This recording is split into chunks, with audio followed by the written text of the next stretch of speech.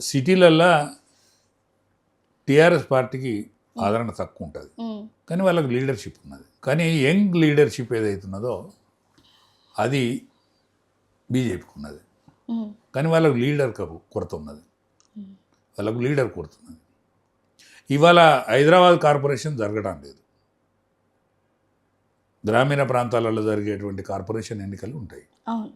వాళ్ళు సరిగ్గా వాడుకుంటే ఇవాళ 8 మంది పార్లమెంట్ మెంబర్లు, 8 మంది అసెంబ్లీ మెంబర్లు రాజాసింగ్ను కూడా దగ్గర తీసుకొని 2 ఎమ్మెల్సీలను వీళ్ళందరికీ పని బాధ్యత తప్పచెప్పి, ఎందుకంటే ఇప్పుడున్న ప్రెసిడెంట్ గారు అయితే యాక్టివ్గా పార్టిసిపేట్ అవుతాడని నేను అనుకుంటలేను.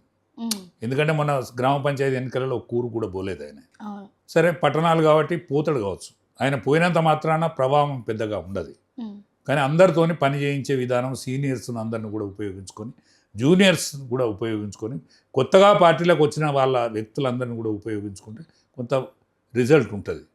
కానీ డెప్త్ ఉండి రిజల్ట్ ఖచ్చితంగా రావాలనేటువంటి కాంక్ష కనుకుంటే వీళ్ళు అధిష్టాన వర్గాన్ని సంప్రదించి ఇవాళ ఉన్న బీఆర్ఎస్ పార్టీ కానీ టీఆర్ఎస్ పార్టీని కానీ దగ్గర తీసుకొని వాళ్ళు వీళ్ళు కలిసి పోటీ చేస్తే కాంగ్రెస్కు పుట్టగతులు కూడా ఉన్నాయి మున్సిపల్ ఎన్నికలల్లో.